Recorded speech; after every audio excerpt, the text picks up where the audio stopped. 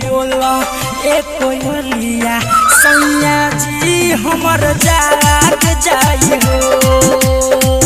धीरे धीरे बोला ए कोयलिया सैया जी हमर जाग जाई हो।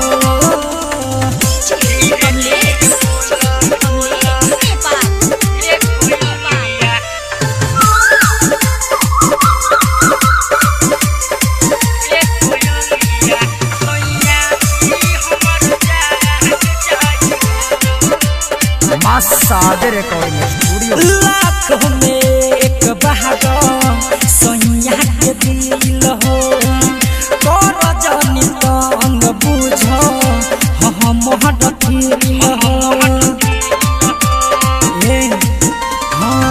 लाख में एक बहादुर सैया के दिल हो कर जानी तंग बुझ हम हटकिल हो।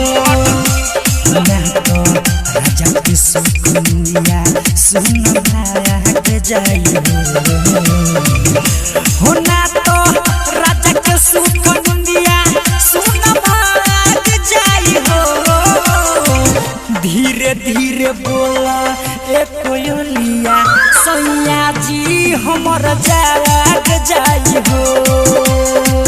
धीरे धीरे बोला ए कोयलिया सैया जी हमर जाग जाई हो।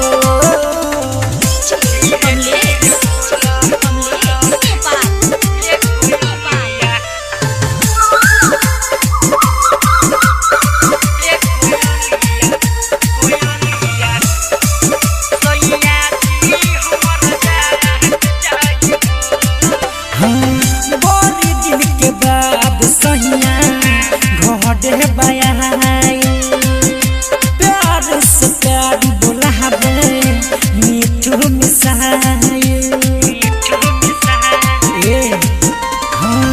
बड़ी दिन के बाद सैया घोड़े बयाई प्यार से प्यार बुलावे मीठू मिसाई।